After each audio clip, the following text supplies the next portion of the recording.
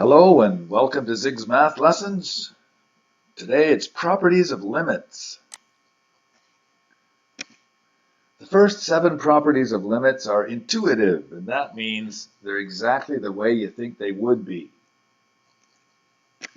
Property 1, the limit of a constant as x approaches a is the constant. And all this is saying is the constant number doesn't care what x is doing, it just stays put. Here's an example. The limit as x approaches 1 of 8, well, it's just 8. That's what I mean by intuitive. The limit as x approaches a of x, well, as x approaches a, the limit of x must be a, because x is approaching a, so that's the limit. The limit of x as x approaches minus 4 is minus 4. Okay, we have the limit of a sum is the sum of limits. The limit of a difference is the difference of limits. The limit of a multiple of a function is the multiple of a limit of a function. For example, the limit as x approaches 3 of 2x squared is 2 times the limit as x approaches 3 of x squared. The limit of a product of functions is the product of the limit of functions. The limit of a quotient of functions is the quotient of the limits of functions. And the limit of a function raised to an exponent is the limit of that function itself raised to an exponent. The first 7 are very intuitive. We have a method for evaluating the limit of a function. And that method to evaluate a limit is sub in the value that x is approaching, and if you get a real number, then you are done. You found the limit. If you get a real number over 0, then the limit does not exist because it's increasing without bound. And if the result is 0 over 0, then you must continue. There's more work to be done. Note the 2 facts on the right sometimes come in handy. These are from before. A sum of cubes factors to x plus y times x squared, 1 times this product with the sign changed, and y squared. This is not a squared binomial, it's 1 times the product with the sign changed in the middle. A difference of cubes, x cubed minus y cubed, when factored, is x minus y times x squared, again, 1 times the product with the sign changed, and the last term is y squared. Here are some examples. A, the limit as x approaches 2 of a polynomial. These are always very simple. Just sub in and do the math, and you get a real number and you are done. The limit as x approaches 3 of an expression. Just sub in 3, so the numerator becomes 6, and the denominator becomes 3 squared plus 3, which is 9, and 9 plus 3 is 12, so it's the square root of a half, or 6 over 12. And we can work with this by breaking it and rationalizing the denominator, and we are done. The limit as x approaches 5 of this expression, when you sub in, you get 3 over 0, because 5 squared is 25, minus 25 is 0. And we know that this is limitless. The limit does not exist because it increases without bound.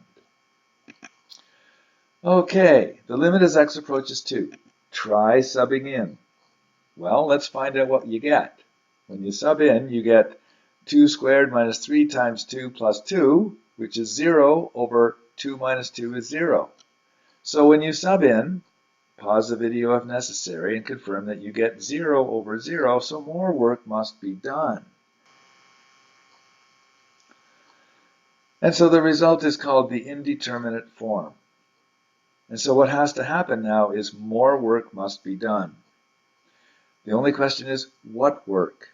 So we have to look to the original expression, and it itself seems to suggest what to do. In this case, it seems to suggest, suppose you factor. Let's factor. The numerator, cancel where appropriate, and now we can sub in a 2, and we get the limit as x approaches 2 is 1. And we can make this statement. The limit as x approaches 2 of the original expression is equal to 1. Let's go again. Try subbing in, and you'll get square root 4, which is 2 minus 2 is 0 on top, and you'll get 0 on the bottom, which means more work must be done. Look to the expression. It seems to suggest rationalizing. Multiply top and bottom by a conjugate. Now it's top times top, so that'll be a product of conjugates, which is a difference of squares. X plus 4 minus 2 squared, which is 4. And on the bottom, just use the brackets. The numerator becomes x, the x's cancel, and now we can sub in. We can sub into this expression a 0, and we end up with the square root of 4, which is 2, plus 2 in the denominator. And we end up with a quarter. And we can make this statement. The limit as x approaches 0 of this expression is a quarter. Let's try this one. When you do sub in, you find that you get a third minus a third, which is 0 on the top and 0 on the bottom. So therefore, we have to do what the question suggests, which is to subtract fractions. So we'll do so. Here's the subtraction of the fractions here. 3 plus h, to get this common denominator, 3 plus h was multiplied by 3, so we have to take the 1 and multiply it by 3. 3 was multiplied by 3 plus h, so we must take this 1 and multiply it by 3 plus h. Perform subtraction of fractions. The numerator becomes negative h. This h on the bottom is actually h over 1, so we invert and multiply, canceling where appropriate here, and we end up with the limit as h approaches 0 of this expression. We can take this limit by subbing in 0 for h, and we get negative 1 over 3 times 3 plus 0, and this is negative a ninth. And we can finally make this statement. The original limit was equal to negative a ninth. Okay, now we come to this expression, and we have a third root. They aren't going to work for the rationalizing, because it's a third root. Multiplying the conjugate will get a difference of squares, and we're interested in cubes. So we do something new and different. We change the variable. To change the variable, we look at the original expression, and we see part of it that, well, I call it the kernel. It's the seed from which, let's say, the problem grows. It's the third root of x plus 27. So we can call this entire thing u, because we're changing the variable. Let u be third root of x plus 27. Now, in here, we can dig x out by cubing both sides. So u cubed is x plus 27, and we can isolate x now. X equals u cubed minus 27. And finally, we have to replace this as well, because as x approaches 0, I wonder what u approaches. Well, as x approaches 0, u approaches third root of 0 plus 27, so u approaches the third root of 27, which is 3. So we can make this statement. As x approaches 0, u approaches 3. Now, we are ready to change the variable. Let's start with the original expression. Now, every single x in this expression has to be replaced. This will be u. X will be, let's refer to our work, u cubed minus 27. And as x approaches 0, let's refer to our work, as x approaches 0, u approaches 3. So they can all be replaced. Notice, in this expression, there is no x. It's all u. While in this expression, there is no u. It's all x. But this is a brand new question, which is the same as the original limit. So we can take this limit by factoring the denominator. canceling where appropriate, plugging in 3, and then evaluating. 3 squared is 9, plus 3 times 3 is 9, plus another 9 makes 27. And so the original limit is 1 over 27. This is called change of variable technique. The method is to change a variable, rename something, the kernel. The kernel here is this, the seed, the problem, if you will. Rename it, call it u, and then you have to plan to fully replace all the x. So this will be u, and then I had to work to find x, and I had to work to find out what u was approaching as x approached 0. Did all the preliminary work, and then made the full-on replacement right here. Let's do it all again. Here we go. The limit as x approaches 1 of root x minus 1 over third root x minus 1. What could this be? Well, we'll use a change of variable, but the question is, what should we assign to be u? It's sometimes not obvious, but in this case we need to pick a u that's small enough that root x is a power of it, and third root x is also a power of it. So it has to be smaller than third root x, because both of these have to be a power of u. And so we pick x to the 1/6 to be u. Let u be x to the 1/6, because 3 goes into 6, and there's an invisible 2 here, which also goes into 6. Let's just see why, and then when we come back, it might make more sense. If we assign u to be the 6th root of x, which is x to the 1/6, then we can say this. Root x, which is x to the 1/2, is u cubed. And you can check this, because if you take x to the 1/6 and raise it to the exponent 3, you get x to the 3 over 6, which is x to the 1/2, which is root x. Meanwhile, we can look at third root x and call it x to the 1/3, which is u squared.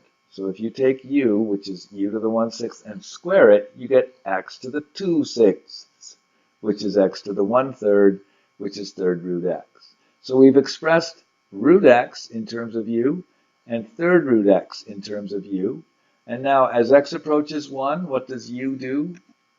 Well, as x approaches 1, we can look right here. As x approaches 1, u approaches the 6th root of 1, which is also 1. Having done that work, let's now fully replace. Start with the original, and there's our replacement. Root x, look up here, it's u cubed. So root x is u cubed. Third root x, look up here, it's u squared. So u squared. As x approaches 1, look up here, as x approaches 1, u approaches 1. This expression has only u in it, no x. If there's an x in it, then it's not completely done right. Okay, factoring top and bottom. Bottom's a difference of squares, the top is a difference of cubes. Canceling where appropriate. And then taking the limit by subbing in u and doing the math. We have the limit is equal to 3/2. So we can go back to the original. Since this limit is equal to the original limit, we can now make this statement.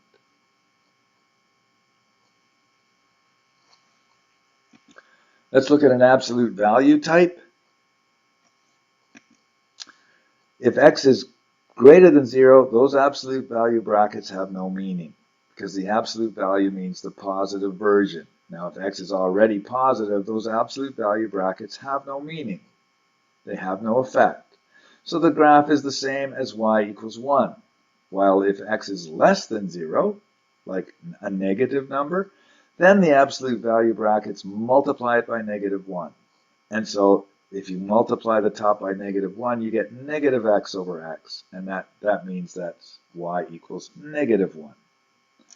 So we can change this expression into this piecewise expression and graph it.